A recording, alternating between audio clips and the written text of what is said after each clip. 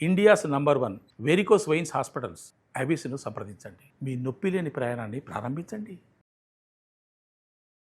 నమస్తే అమ్మా. నమస్తే తల్లి. అమ్మ, జూలై 6th సండే ఆదివారం వస్తుంది, తొలి ఏకాదశి. మరి ఈ రోజు ప్రాముఖ్యత గురించి, ఏకాదశి ఉపవాస దీక్ష గురించి, ఏకాదశి అనగానే ఉపవాస దీక్ష గురించి మాట్లాడతారు. అసలు ఉపవాసం ఎందుకు ఉండాలి, ఉండకూడదని కొందరు వాదన. అసలు ఏం చేయాలంటారు ఆ రోజు, చెప్పరా? మీరు ఎన్ని ప్రశ్నలు అడిగారమ్మా? ఎన్నో అడిగారు. మరే మనం ఇవన్నీ అప్పుడప్పుడు చెప్పుకున్నవన్నీ కూడా కలిపి ఒక్కసారి సమాహారంగా చెప్పుకుని ఇవన్నీ చెప్పుకున్నాం. అవును. ఇప్పుడు తొలి ఏకాదశి ఏమిటి, అసలు ఏకాదశి ఏమిటి? ఏకాదశి అన్న పదానికి 11 కలిగింది అని అర్థం.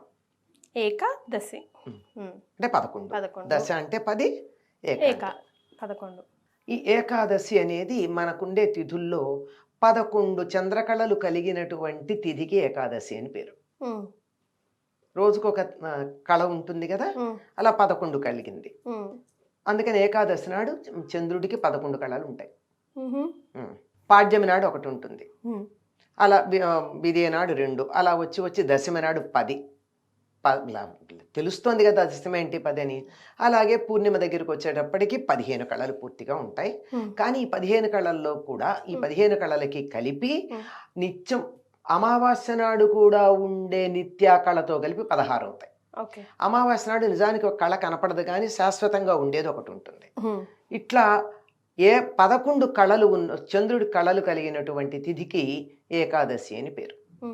దీనికి ప్రాధాన్యం ఏమిటంటే, మనం జాగ్రత్తగా గనక గమనించినట్టయితే భూమిని కింద ఉండే భూ అక్షంగా తీసుకున్నట్టయితే, జీవుణ్ణి ఇలా నిలువుగా ఉండే అక్షంగా గనక తీసుకున్నట్టయితే పూర్తిగా లంబకోణంలో ఉంటుంది ఆ రోజు.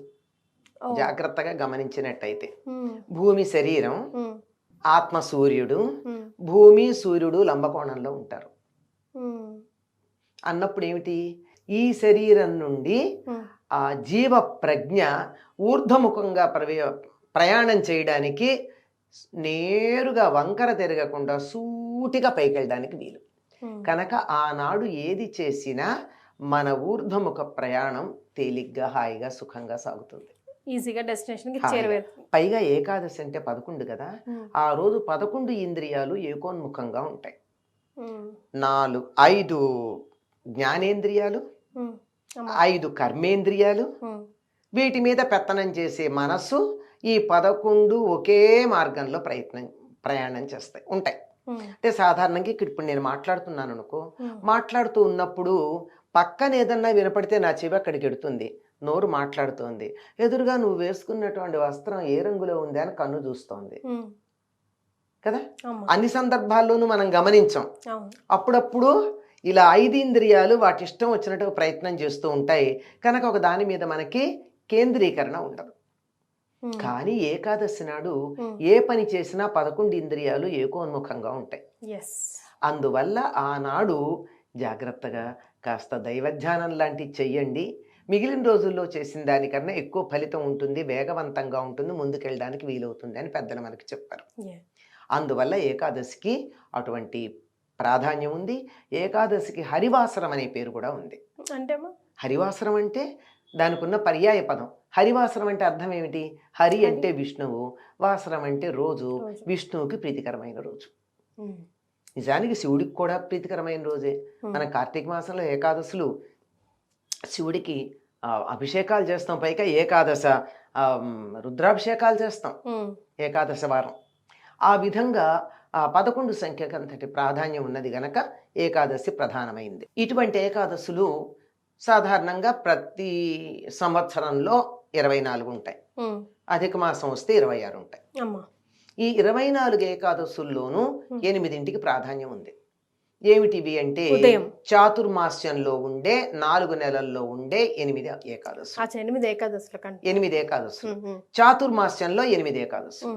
అందులో చాతుర్మాస్యంలో వచ్చే మొదటి ఏకాదశిని తొలి ఏకాదశి అన్నారు.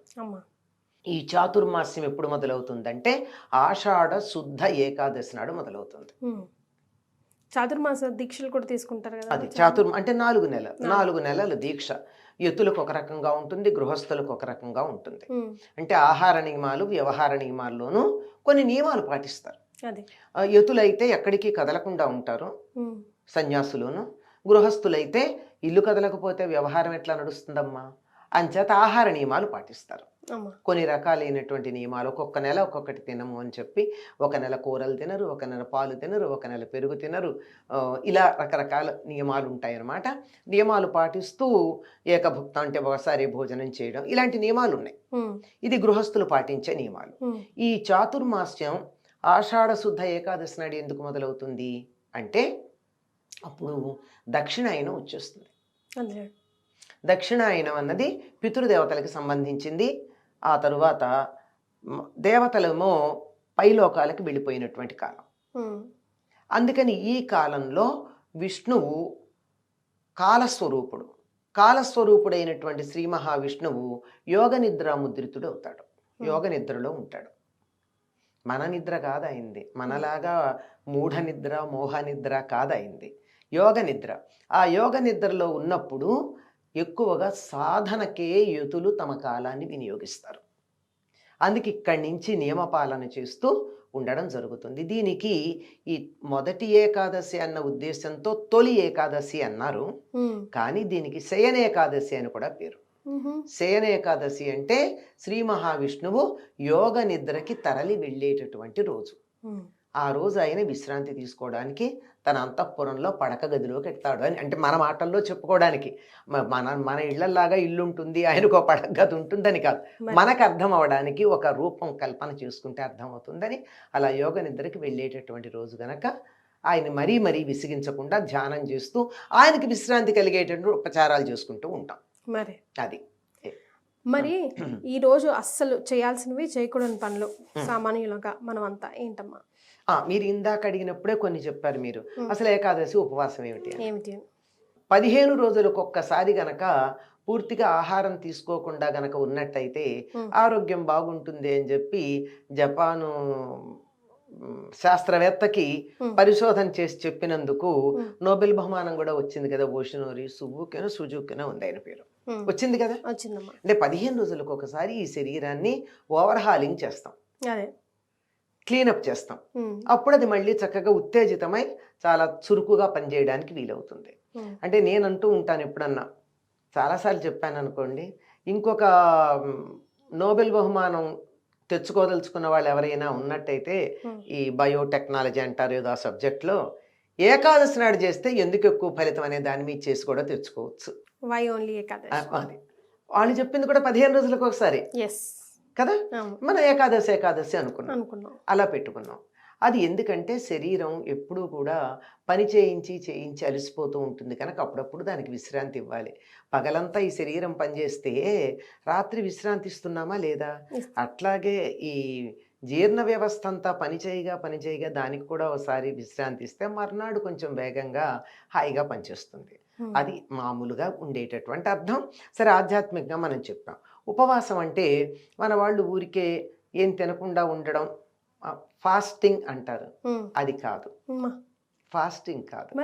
ఉప అంటే సమీపంలో, వాసం అంటే ఉండడం. ఉపవాసం అంటే భగవంతుడికి సమీపంలో ఉండడం. అంటే మనం తినడం మానేసి కూర్చుని నిద్రపోవడం, ఇంకా ఏదో బానే ఉంది కదా పుస్తకాలు చదువుకుందాం, బట్టలు చదువుకుందాం అని చేస్తే కాదు అది. ఆ సమయం అంతా కూడా భగవంతుడికి సమీపంలో ఉండాలి.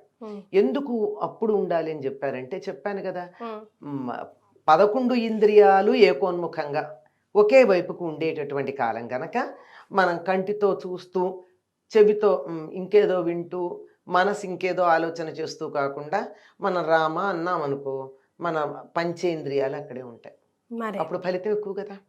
అందుకని ఏకాదశి నాడు భగవంతుని యొక్క సమీపంలో ఉండడం అని అర్థం. దానికోసం ఆ రోజే మనం భోజనం చేయకుండా ఉంటే ఉండే సుఖం ఏమిటంటే, వండుకునే పని లేదు, తినే పని లేదు, కడుక్కునే పని లేదు, అరిగించుకునే పని కూడా లేదు. చాలా పెద్ద పని కదా అరిగించుకోవడం. ఏదన్నా తిన్నాక ఇలా కూర్చుంటే నిద్ర వస్తుంది కదా. నిద్ర రాకుండా ఉండాలి అంటే కొంచెం తక్కువ తినాలి. అసలు మానేయమని చెప్పలేదు, కొంచెం తినమన్నారు. అంటే మన లెక్క ప్రకారం. కానీ ఆరోగ్య దృష్ట్యా చెప్పినట్టయితే 15 రోజులకు ఒకసారి పూర్తిగా మానేయమని వాళ్ళు చెప్పారు. అలా ఉండగలిగితే మంచిదే. లేకపోయినట్టయితే ఈ రోజుల్లో చాలామందికి నిద్ర లేస్తే ముందు మంచినీళ్ళ కన్నా ముందు మందులు వేసుకోవడం అవసరం. మరి అటువంటప్పుడు మరి వాటికి తగినట్టుగా ఏదో కొంత ఆహారం. ఉపాహారం అంటే ఇంత తిన, మరి ఇంత కాదు, కొద్దిగా శరీరం నిలబడడానికి ఆ మందుకు అడ్డంగా. మరి పూర్వం అనేవాళ్ళు మంచినీళ్ళకి అడ్డంగా ఏదైనా నోట్లో వేసుకునేవారు. అట్లా ఈ మందుకు అడ్డంగా అంతవరకే వేసుకుని పాలు, తేలికగా అరిగేటటువంటి పళ్ళు తీసుకోవచ్చు.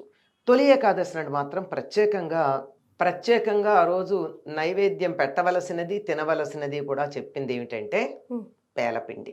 పేలపిండమ్మా.